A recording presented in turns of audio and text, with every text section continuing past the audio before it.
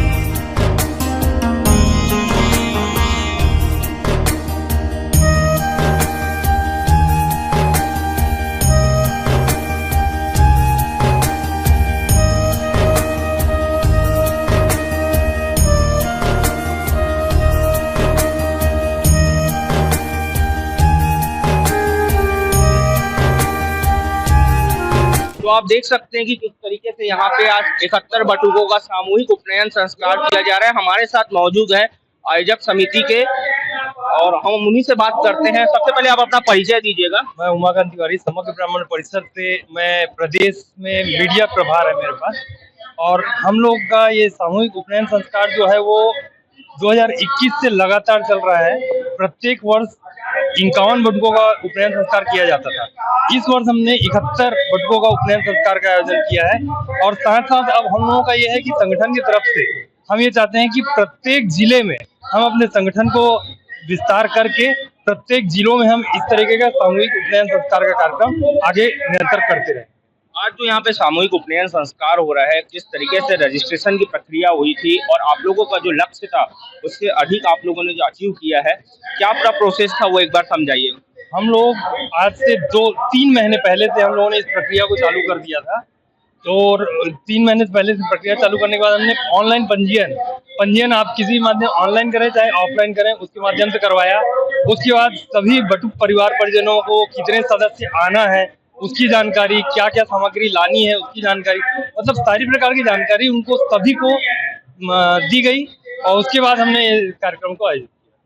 आने वाले समय में क्या और इस तरीके का आयोजन देखने को मिलेगा? क्या लोगों को जानकारी हमारे माध्यम से पहुंचेगी? हम तो यही चाहते हैं कि भाई जो बटुकों का संस्कार होना है, उस संस्कार में कई ऐसे परिवार हैं जो आर्थिक स्थिति कमजोर है, और बटुक का एक उपनयन संस्कार करना मतलब एक आधी शादी के बराबर खर्च लगता है। तो इसके तत्वाधान में 2 से 2100 रुपए से अपन पंजीयन करके अगर सामूहिक कर देते हैं तो लोगों को आर्थिक सहयोग भी हो जाता है और परिवार के संतुष्टि भी हो जाती है। तो आप लोगों की बहुत अच्छी पहल है। क्या आने वाले समय में इसका और अधिक विस्तार किया जाए ताकि संख्या ज्यादा हो तो लोगों को एक आर्थिक शुल्क जो देना पड़ता है वो कम हो जाए? हम जितने भी ब्राह्मण समाज के सदस्य हैं और जितने भी ब्राह्मण समाज है, हम सभी से यही कहना चाहते हैं कि हम हमारे समग्र ब्राह्मण परिषद में सदस्यता लें, सदस्यता ग्रहण करके इस तरीके का आयोजन प्रत्येक जिले में हो तो हमें उनका भी सहयोग मिलना जरूरी है। तो कम से कम वो लोग हमारी सदस्यता ग्रहण करके इस आयोजन को और अच्छे से बढ़ा सकते। हमारे साथ मौजूद है संयुक्त सचिव श्रीकांत तिवारी जी। तिवारी जी, आज जो ये आयोजन हो रहा है, पिछले बार जैसा कि हमें पता चला 51 बटुक थे, इस बार 71 बटुक हो चुके हैं और आने वाले समय में भी यह संख्या और बढ़े, इसके लिए क्या पहल की जाएगी आप लोग की तरफ से? हमारी तरफ से हम समग्र ब्राह्मण परिषद छत्तीसगढ़ आप सभी से एक आग्रह करते हैं कि जो हमारे छत्तीसगढ़ प्रदेश में सभी ब्राह्मण समुदाय के लोग हैं, चाहे वो किसी भी जाति संप्रदाय से हो, लेकिन वो अगर ब्राह्मण है तो समग्र ब्राह्मण परिषद आप सभी का स्वागत करता है। समग्र ब्राह्मण परिषद छत्तीसगढ़ एक ऐसा प्लेटफॉर्म है जो प्रदेश स्तर पे ब्राह्मणों को एक होने के लिए आह्वान कर रहा है। आप लोग एक हो जाएंगे, ब्राह्मण शक्ति को आज कितनी ब्राह्मण शक्ति की जरूरत है, भारत में क्या हो रहा है आप सभी जानते हैं, किसी को यह सब बताने की जरूरत नहीं है। समग्र ब्राह्मण परिषद ब्राह्मणों को एक करने के लिए नित निरंतर कहीं ना कहीं नए नए कार्यक्रम करता रहता है। इसी तत्वाधान में हमारा बिलासपुर में फरवरी माह में लगभग 50 बटुकों का उपनयन संस्कार हुआ। अभी वर्तमान में महामाया मंदिर माँ के श्री चरणों में माता के आशीर्वाद से लगभग 71 से 72 लोगों का 72 उपनयन संस्कार करने जा रहे हैं। और इस उपनयन संस्कार के लिए बड़े दूर दूर से आचार्यों को हम लोगों ने निर्धारित किया है, जो कि हमारे ब्राह्मण के जो संस्कार है, जो मतलब ब्राह्मणों का यदि कोई दूसरा जन्म होता है तो वो उस उपनयन संस्कार के माध्यम से होता है। तो हम एक ब्राह्मणों को दूसरा जन्म दे रहे हैं और आज इन ब्राह्मणों के अंदर में एक ताकत पैदा हो जाएगी कि आज के बाद, आज तक ये अधिकारी नहीं थे किसी ब्राह्मण तत्व को करने के, शास्त्र पढ़ने के, शास्त्र को अध्ययन करने के अधिकारी नहीं थे, लेकिन जैसे ही उनका उपनयन संस्कार हो जाएगा वो इस चीज का अधिकार प्राप्त कर लेंगे।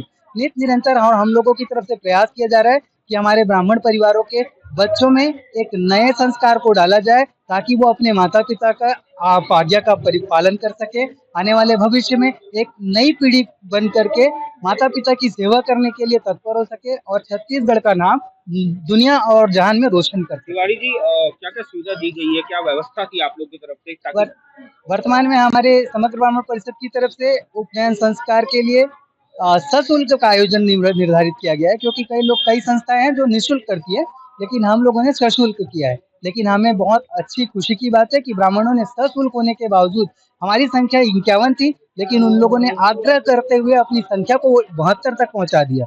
तो आने वाले भविष्य में हम इस तरह का कार्यक्रम करेंगे। और सुविधाओं के लिए देखा जाए तो हमने सारी सुविधा की व्यवस्था की है। रुकने के लिए इनके लिए हॉल की व्यवस्था की है, पेयजल की पूरी व्यवस्था है, भोजन की व्यवस्था है, निःशुल्क और सशुल्क भोजन की भी व्यवस्था है।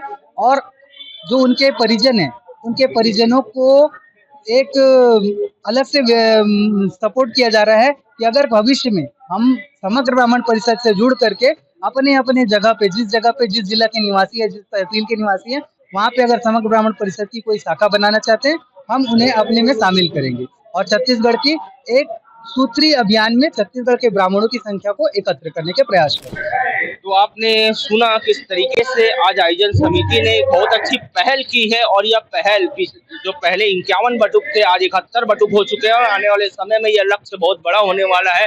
और आयोजन समिति ने जैसा अपील की है कि बहुत बड़ी संख्या में अगर लोग जुटेंगे तो जो यहाँ पे बटुकों का रजिस्ट्रेशन होता है उन्हें भी थोड़ा जो आर्थिक शुल्क देते हैं वो कम हो जाएगा। तो ये पहल जरूर इनकी सराहनीय और होनी चाहिए। मैं रविशंकर शर्मा, चैनल इंडिया रायपुर के लिए अपने सहयोगी आकाश धनगर के साथ।